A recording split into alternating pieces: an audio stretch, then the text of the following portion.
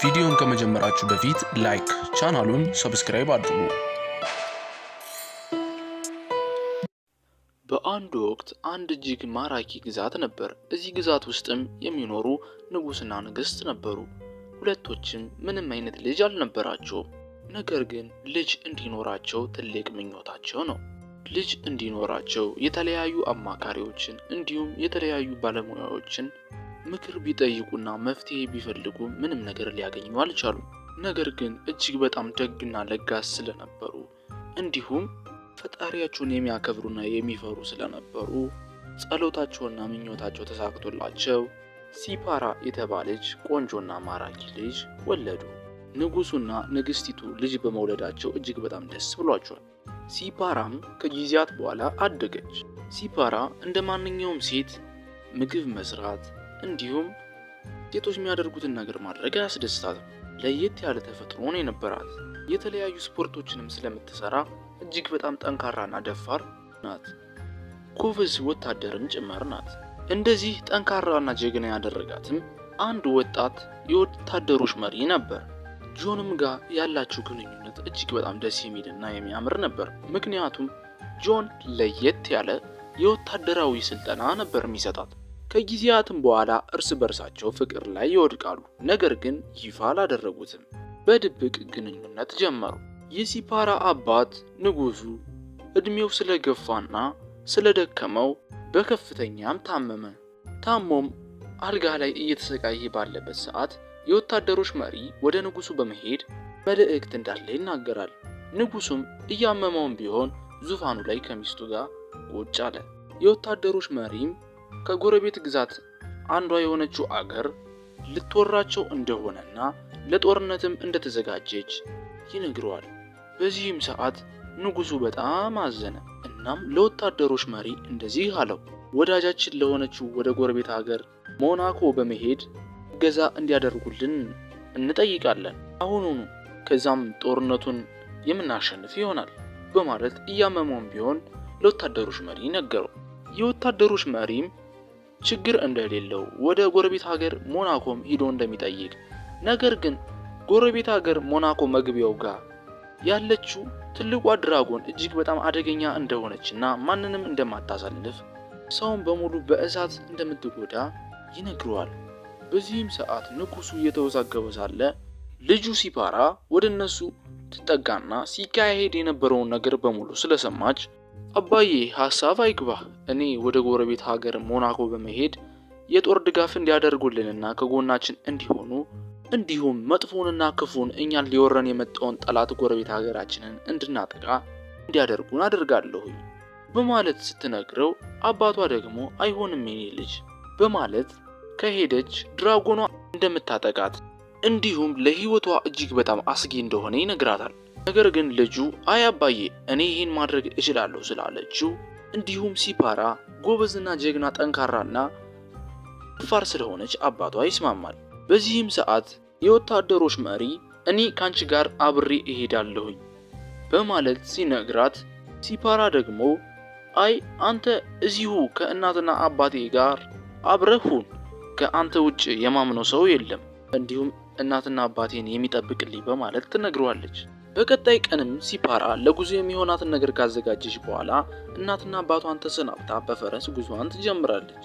ከአድካሚ ጉዞና ከአድካሚ ውሎ በኋላ በአውሬዎች ሳትበላና ጉዳት ሳይደርስባት ጀግና ስለነበረች ወደ ጎረቤት ሀገር ሞናኮ ድንበር ትደርሳለች። እንደደረሰችም የተመለከተቻት ድራገኗ እሳት ለቀቀችባት። በዚህም ሰዓት ሲፓራ ብልህና አስተዋይ ስለሆነች ድራገኗን ሸወደቻትና አንድ ድብቅ ዋሻ ፈልጋ ሂዳ ራሷን ደበቀች።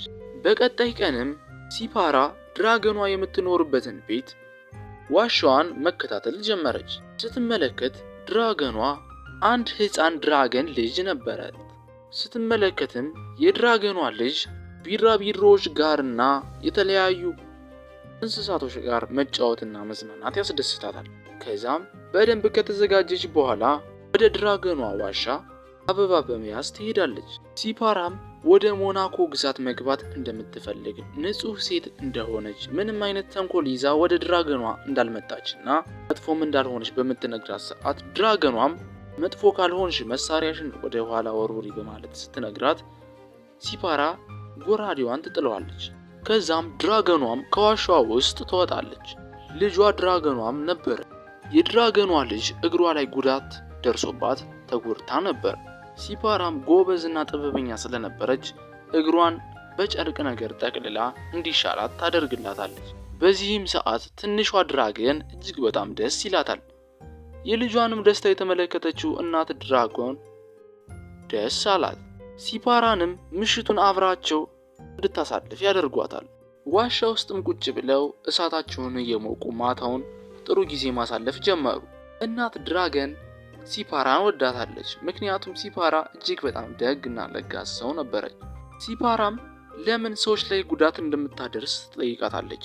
ድራጎኗም እሷ ደግና ምስኪን እንደሆነች፣ ነገር ግን የሰው ልጆች ወደ እሷ እየመጡ እሷን ለማደንና የተለያዩ ገድሎችን ለመስራት ሲሉ እሷን እንደሚያሰቃዩት፣ ለዛም መጥፎና ክፉ እንደሆነች፣ ነገር ግን አንቺ ጥሩ ነሽ በማለት ሲፓራን ታሞካሻታለች።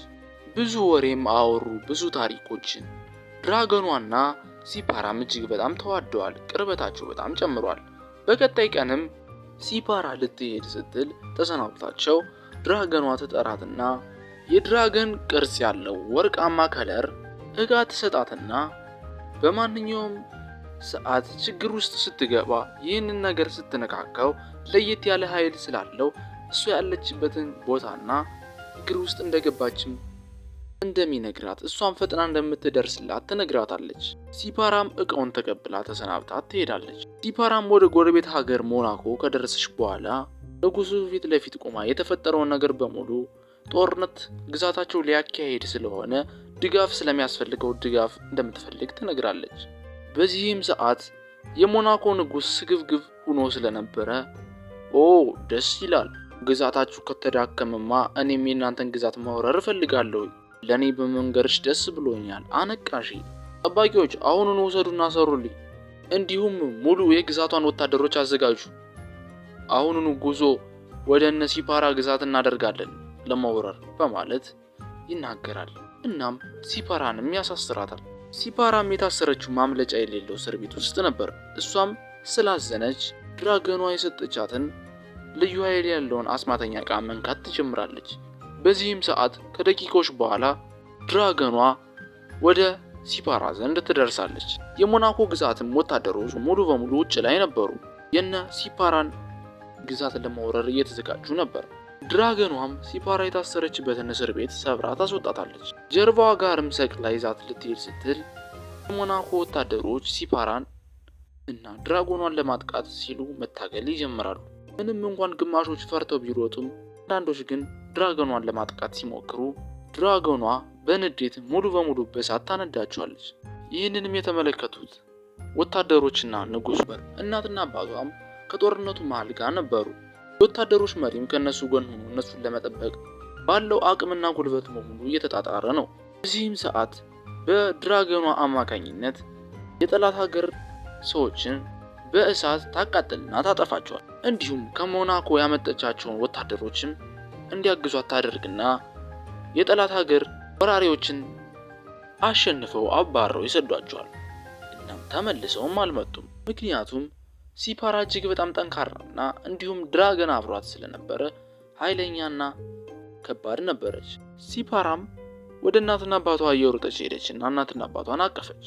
እናትና አባቷም እጅግ በጣም ደስ አላቸው፣ ምክንያቱም ግዛቱን ያዳነችው ሲፓራ ነበረች። ሲፓራም ወደ ወታደሮች መሪ በመሄድም አቀፈችውና እናትና አባቷን ስለጠበቀላትና እስከ መጨረሻው አብሮ ስለተዋጋ ምስጋናዋን ተነግረዋለች። በዚህም ሰዓት የሲፓራ አባት ወደ እነሱ ይመጣና የወታደሮች መሪ እስካሁን ምንም አላገባህም አይደል በማለት ከጠየቀው በኋላ ልጄን እንድታገባ ትፈልጋለሁ፣ እንዳንተ አይነት ጀግናና ደፋር ወንድ በማለት ይነግረዋል።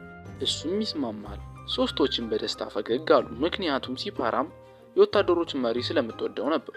የሞናኮ ድንበር ጋር የምትገኘውም ድራገኗም ከልጇ ጋር በደስታ መኖር ጀመረች። ምክንያቱም ሲፓራ ድራገኗን ማንም ሰው እየሄደ ለማደንና ለመጉዳት እንዳይሞክር ስላስደረገች ነበር። ቪዲዮውን ላይክ፣ ቻናሉን ሰብስክራይብ በማድረግ በየዕለቱ አስተማሪና ቁም ነገር አዘል ተረቶች እንዲደርሱት ያድርጉ። እንዲሁም ቀጣይ የሚጀምረውን ተረት እስከ መጨረሻው ይከታተሉት። እጅግ በጣም ቁም ነገር አዘልና አስተማሪ፣ ደስ የሚል አዝናኝ ተረት ነው።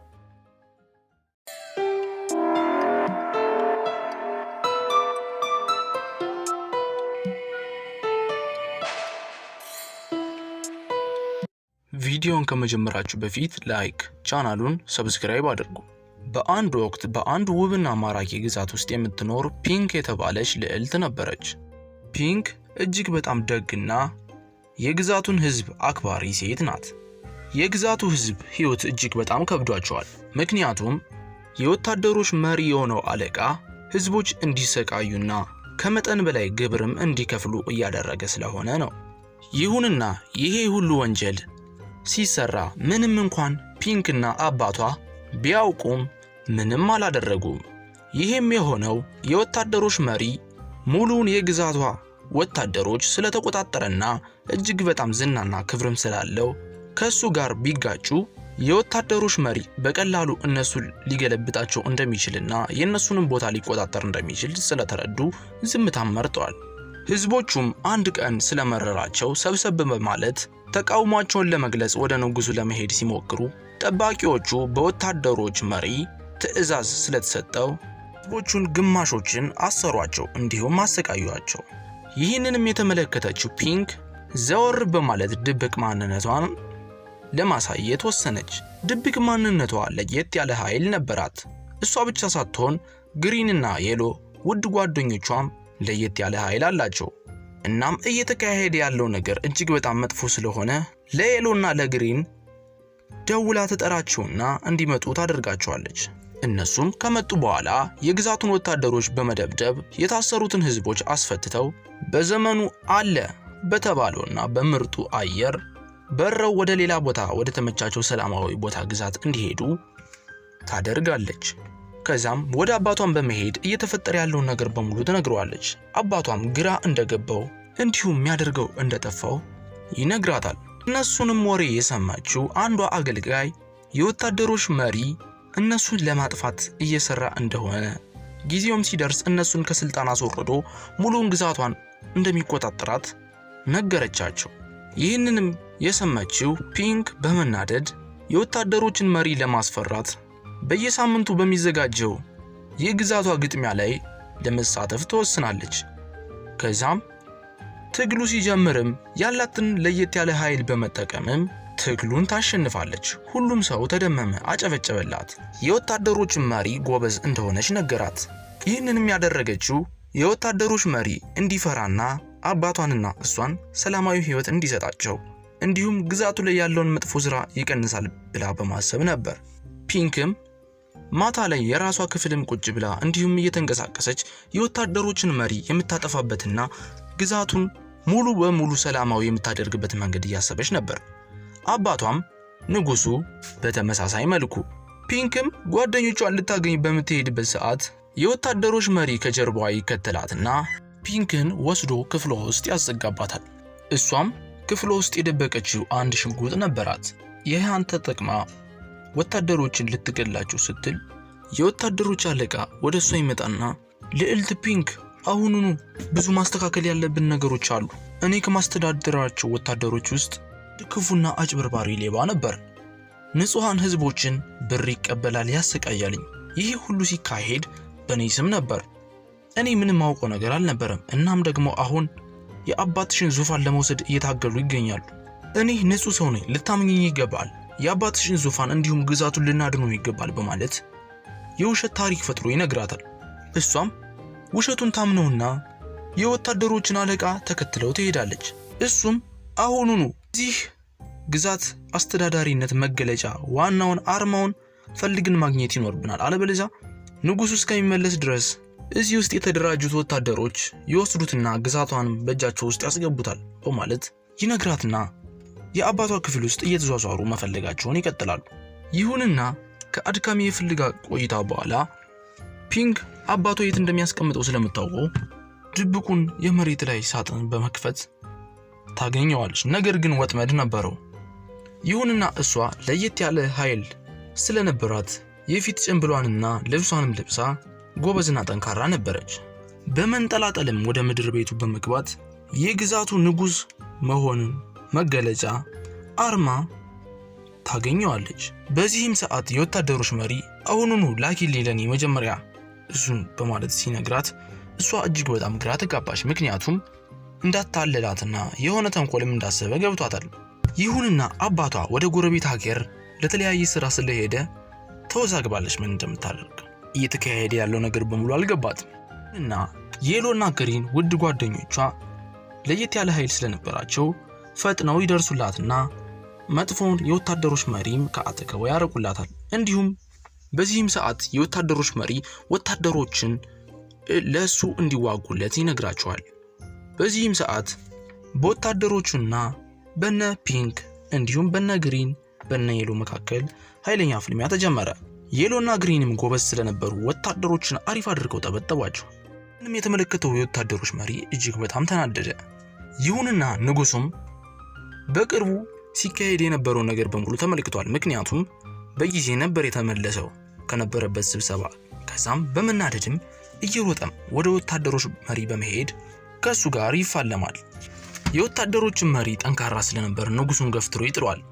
ከዛም የንጉሱን ልጅን ፒንክን ይይዛትና ልጅህን አንቄ ከመገላት አሁኑኑ ግዛቱን ሙሉ በሙሉ ወደ እኔ አስተላልፍ፣ ስልጣንህንም ለኔ ስጥ ሲል ድርድር ያቀርብለታል። ይሁንና ፒንክና አባቷ ተጨንቀዋል። ይሄ ሁሉ ነገር ሲካሄድም ግሪንና የሎ ተመልክተው ምንም ነገር ማድረግ አልቻሉም። ምክንያቱም የፒንክን ህይወት አደጋ ላይ ነበር የሚጥሉት። ፒንክም አንገቷን ታንቃ ጓደኞቿን ጠቀሰቻቸው። እነሱም በምልክት ቋንቋ ተግባቡና ግሪንም ወደ ወታደሮች መሪ ዘንድ በመምጣት የግዛቷ መሪ መሆን የሚያስችል እንዲሁም ግዛቷን ሙሉ በሙሉ በሱ ቁጥጥር ውስጥ የሚያስችለውን የዙፋን ወርቅ ትሰጠዋለች። ነገር ግን ያላሰበው ነገር ተፈጠረ። ከሰጡት ዕቃ ውስጥ ማደንዘዣ ነገር ከተውበት ነበር። እንዲሁም ሲይዘው ፊቱን ይረጨውና ይዞርበታል። በዚህም ሰዓት ፒንክ ፊቱን በቦክስ ትመታዋለች። ግሪንም እግሩን ጠልፋ ፊቱን በመምታት ትጥለዋለች። ንጉሱ ቀደም ብሎ ህዝቦችን አደራጅቶ ይህን የማይረባ የወታደሮች መሪ ለመጣል ተዘጋጅቶ ስለነበረ ህዝቦችም የወታደሮችን መሪ ዋጋውን ለመስጠት ዱላና ያላቸውን ማንኛውንም መሳሪያ ይዘው እየሮጡ ይገባሉ። ነገር ግን የወታደሮች መሪ ተስፋ ስለቆረጠና እንደተሸነፈም ስለገባው ከባድ መሳሪያ ስለነበረው ህንፃውን ይመታውና እንዲፈርስ ያደርጋል። በዚህም ሰዓት እሱን ለማጥቃት የመጡት ህዝቦች ተመልሰው ይወጣሉ። እንዲሁም ንጉሱ ግሪንን ሳታስበው ድንጋይ ይሰቀላታል። ነገር ግን ጓደኛዋ ፒንክ ታተርፋትና ይዛት ትወጣለች። ይሄ ሁሉ ሲካሄድ የተመለከተውም ስግብግቡ የወታደሮች መሪ እጅግ በጣም ተናደደ። ሳያስበውም ህንፃው ሲፈርስ አናቱን ድንጋይ ይመታውና ይወድቅበታል። ሙሉ በሙሉም ህንፃው ስለፈራረሰ ይጫነውና ይሞታል። ወታደሮቹም የወታደሮችን መሪ ሞትም ከሰሙ በኋላ ለንጉሱ መገዛት ጀመሩ።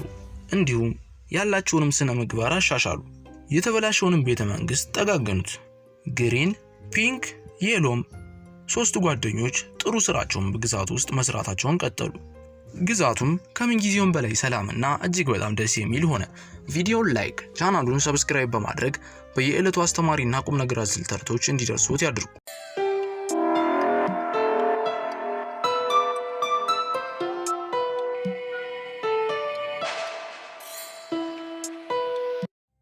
ቪዲዮን ከመጀመራችሁ በፊት ላይክ፣ ቻናሉን ሰብስክራይብ አድርጉ። በአንድ ወቅት በአንድ ትንሽዬ መንደር ውስጥ የሚኖር ሜትሮ የተባለ ወጣት ነበር። ሜትሮ ብቻውን ነበር የሚኖረው፣ ሚስት አላገባም። ህይወቱንም የሚመራው የተለያዩ እንጨቶችን እየቆረጠ እንዲሁም የተለያዩ ዛፎችን ጫካ ውስጥ እየሄደ እየቆራረጠ በመሸጥ ነበር።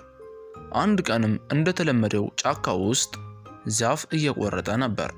በዚህም ሰዓት ዘወር ብሎ ሲመለከት አንድ ትንሽዬ ወፍ እያለቀሰች ነበር። ወፏም የምታለቅሰው በቁራ ልትበላ ስለነበር ነው። ይህንንም የተመለከተው ሜትሮ ድንጋይ በማንሳት ወደ ቁራዋ ወረወረባት። ቁራዋም አንተ ክፉ፣ ምሳዬን አቋረጥከኝ፣ እንዳልበላን ያደረገኝ በማለት ሜትሮን እየተሳደበች ከዛ አካባቢ ወፏን ትታት ሄደች። ሜትሮም እየሮጠ ወደ ወፏ በመሄድ አነሳትና ክንፏን አስተካከለላት። እንዲሁም በእጁ ሲይዛት ሙቀት ስለሰጣት ከመሞት ያድናታል። በዚህም ሰዓት ወፏ መብረር ቻለች። ከዛም ለሜትሮም እንደዚህ አለችው፣ አንተ ደግ ሰው ነህ፣ አመሰግናለሁኝ። አንዴ እዚሁ ጠብቀኝ፣ ለአንተ ምሰጥህ ስጦታ አለ በማለት ትተው ትሄድና ከጥቂት ደቂቃዎች በኋላ ትመለሳለች። ስትመለስም እጅግ በጣም ትንሽ ጠርሙስ ይዛ ነበር የመጣችው። ጠርሙሱንም ፊት ለፊቱ አስቀመጠችለትና ይሄ አንተ እኔን ስላዳንከኝ የምሰጥህ አስማተኛ ጠርሙስ ነው። ይህን በመጠቀም አስቀያሚን ወደ ቆንጆ፣ ትንሽን ወደ ትልቅ፣ ማንኛውንም ነገር መቀየር ትችላለህ። ነገር ግን በጣም ብዙ እንዳትጠቀም፣ ጉዳት ሊያደርስብህ ይችላል በማለት ስለ ጠርሙሱ ከነገረችው በኋላ ተሰናብታው ትሄዳለች። ሜትሮም ጠርሙሱን ከፍቶ ሲያሸተው ጥሩና ቆንጆ ሽታ ነው የነበረው። ነገር ግን እሱ ያስበው ይሄ ጠርሙስ ለሴቶች ብቻ እንደሚሰራ እና ቆንጆም እንደሚያደርጋቸው ነበር። ከዛም ቤቱን በመውሰድ ጠርሙሱን ከመኖሪያ ቤቱ ላይ ውስጥ አንጠልጥሎ አስሮ ያስቀምጠዋል። እናም ሜትሮ እጅግ በጣም በስራ ተወጥሮ ስለነበረ ወፏ የሰጠችውን ጠርሙስ ከነመፈጠሩ እረስቶታል። ብዙ ጊዜያት አለፈ። ሜትሮም በስተመጨረሻ ሚስት አገባ። የመንደሩ ነዋሪዎችም ለሱ በጣም ደስ ብሏቸው ነበር። ሚስቱ የገበሬ ልጅ ነበረች። እንዲሁም እሷም የምትሰራው የግብርና ስራ ነበር። ቆንጆ የምትባል ሴት አይደለችም። እጅግ በጣም ታስጠላለች። ነገር ግን ሁለቱ ባልና ሚስቶች እጅግ በጣም ተዋደዋል። አንዳቸው ለአንዳቸው ያላቸው ፍቅር ደስ ይላል። እንደተጸዳሽ ነበር። አጋጣሚም ዘወር እያለች ስትመለከት ለሜትሮ ወፏ የሰጠችውን አስማተኛ ጠርሙስ ተመለከተችው። እሷም በመገረም ጠርሙሱን አወረደችውና ይህ ጠርሙስ ምንድን ነው? ደግሞ በጣም ቆንጆ ነው ካለች በኋላ ከፍታ ስታሸተው እጅግ በጣም ቆንጆ ሽታ ነበረው። ይሄማ የመታጠቢያ ሳሙና መሆን አለበት በማለት ካሰበች በኋላ ገላ ወደ መታጠቢያ ገንዳ ውስጥ ውሃ ከሞለች በኋላ ከጠርሙሱ ትንሽ ጠብ ታደርግበታለች። ከዛም ከውሃው ጋር ካገናኘችውም በኋላ ገላዋን ታጠበችበት። ገላዋን ታጥባም ስትወጣ በሚያስገርም ሁኔታ እጅግ በጣም ቆንጆና ማራኪ ሴት ሆነች። ቁንጅናዋ ወደር የለሽ ነው የሆነው። ባሏም ከስራ ሲመለስ ወደ ቤት ሚስቱን ሲመለከታት እጅግ በጣም ደነገጠ። አስማታዊ የሚመስል ነገር ነው የተመለከተው። እሱም እንዴት እንደዚህ አስማታዊ በሚመስል ሁኔታ በጣም ቆንጆና ማራኪ ልትሆን ቻልሽ? ገጽታሽ እጅግ በጣም ተቀይሯል በማለት ይጠይቃታል። እሷም የተፈጠረውን ነገር በሙሉ ትነግረዋለች። ሚስቱንም ከሰማት በኋላ ቁጭ እንበል ይላትና ሁለቶችም ቁጭ ብለው የዚህን አስማተኛ ጠርሙስ ታሪክ፣ የሰጠችውንም ወፍ ሙሉ ታሪኩን ይነግራታል። ከዛም አልቻለም ነበር። የሜትሮ ሚስትም በንጉሱ ከተወሰደች በኋላ ጥሩ ልብስና ጥሩ ቤት ቢሰጧት እሷ ግን ዝምታን መርጣለች። ምንም ነገር አትናገርም፣ አትስቅም፣ ደስተኛም አይደለች። ሙሉ ቀኗን የምታሳልፈው ዝም በማለት ነበር። እሷ ባለቤቷ ሜትሮ እጅግ በጣም ነው የናፈቃት። ንጉሱም ሰዓት ሚስቱ ድምፁን ትሰማና የመጨረሻው ፎቅ ላይ ስለነበረች በመስኮቱ ብቅ ብላ ትመለከታለች። እሷም እጇን እያውለበለበች ባሏን መጣራት ጀመረች። ባሏን ስትመለከትም እጅግ በጣም ደስ አላት። እንዲሁም ፈገግም አለች ከብዙ ቀናት በኋላ። ይህንንም አስገራሚ ነገር የተመለከተው ጠባቂ ለንጉሱ መናገር አለብኝ በማለት የተመለከተውን ነገር በሙሉ ነገረው። ንጉሱም ተናደደ። ምክንያቱም እሱ እጅግ በጣም ብዙ ነገር እሷን ለማስደሰት ሲለፋ ቢቆይም እሷ ግን በአንድ ዱባ ሻጭ እንዴት ልትስቅ ቻለች በማለት ባሏን ሜትሮን ጠባቂዎች እንዲያመጡት አስደረገ። በተመሳሳይ ሰዓትም እሷንም ሚስቱንም እንዲያመጧት አስደረገ። ከዛም የሜትሮንም ልብሱን እንዲያወልቁት ለጠባቂዎች ነግሮ ልብሱን አስወለቀ። የሜትሮንም ልብስ ንጉሱ የንግስና ልብሱን በማውለቅ ይለብሳል። ይህንንም ያደረገው የሜትሮን ሚስት ለማስደመምና እንድትወደው ለማድረግ ነበር። ከዛም ልክ እንደ ዱባ ሻጭ እንደ ገበሬ ለበሰ። ባለቤቷ ችግር ውስጥ እንደሆነ የተመለከተችው ሚስቱም እጅግ በጣም በማዘን ማልቀሷን ጀመረች። እንደ አጋጣሚም ሊሸጥ ከሚዞረው ዱባ ጎን አስማተኛውን ጠርሙስ ተመለከተች። ስለ አስማተኛው ጠርሙስም ባለቤቷ በደንብ ስለነገራት ከፈተችና ከመጠን በላይ ፊቷን ቀባችው። ከዛም በሚያስገርም ሁኔታ ወደ አስቀያሚ ፊትነቷ ትመለሳለች። ፊቷም አስቀያሚ ይሆናል። ንጉሱም ይህን ሲመለከት እንዴት አታለላችሁኝ እናንተ የማትረቡ በማለት ሲጮህ፣ ሚስቱም ሜትሮን እየተመለከተች እባክህ ይቅር በለን ንጉሥ ሆይ፣ ከፈለክ ይህን አስማተኛ ጠርሙስ ለአንተ እንሰጣለን፣ የፈለግከውን ነገር ማድረግ ትችላለህ፣ ማንኛውንም ሰው ቆንጆ ማድረግ ትችላለህ በማለት ስለ አስማተኛው ጠርሙስ ተነግረዋለች። እየቀለድሽብኝ ነው፣ እንዴት እንደዚህ አይነት አስማተኛ ነገር ሊኖር ይችላል እዚች ዓለም ላይ በማለት ሲመልስላት፣ ካላመንክ ና ላሳይ በማለት ከአንድ ትንሽዬ ዛፍ ላይ አስማተኛውን ጠርሙስ በመጠቀም ታፈስበታለች። በዚህም ሰዓት ያቺ ትንሽዬ ዛፍ ወዲያውኑ ወደ ትልቅነት ትቀየራለች። ይህንንም የተመለከተው ንጉሥ እየሮጠ በመሄድ የሜትሮን ሚስት ገፍትሮ አስማተኛውን ጠርሙስ ይቀማትና ሃሃሃ በዓለማችን አንደኛ ነው መሆን፣ እኔ ጀግና እንዲሁም ጠንካራ ቆንጆ በማለት ሙሉ በሙሉ ጠርሙሱን ጀርባው ጋርና ራሱ ጋር ይደፈዋል። ነገር ግን አንድ ያልታሰበ ነገር ተፈጠረ። ንጉሡ በሚያስገርም ሁኔታ ሙሉን ጠርሙስ ስለተጠቀመው በጣም ወደ ትንሽዬ ትልነት ይቀየራል። ከዛም ከዛ አካባቢ ምርቆ ይሄዳል። ወታደሮችም ንጉሡ ላይ የተፈጠረውን ነገር ከተመለከቱ በኋላ በጣም ደስ ብሏቸው ነበር። ምክንያቱም ንጉሡ ግዛቱን በስነ ስርዓት አይንከባከበውም፣ እንዲሁም ጠባቂዎቹንና ስልጣን ላይ ያሉ ሰዎችንም ያሰቃያቸው ነበር። ለዛ ነበር ደስ ያላቸው። ዝምታንም የመረጡት ምንም ማድረግ ስላልቻሉ ነበር። በስተመጨረሻም ሁለቱም ባልና ሚስቶች አመስግነው ያሰናብቷቸዋል። ጠባቂዎቹም ሲሸኟቸው እንዲሁ ወርቅ ሰጥተዋቸው ነበር። ፈረስም ቤታቸው እንዲያደርሳቸው በስጦታ መልክ ሰጥተዋቸዋል። ምንም እንኳን የሜትሮ ሚስቱ ወደ አስቀያሚ ፊቷ ብትመለስም ሁለቶች ያላቸው ፍቅር አልቀነሰም። እጅግ በጣም ደስ ይሉ ነበር። ሜትሮም ሚስቱን እጅግ በጣም ይወዳታል።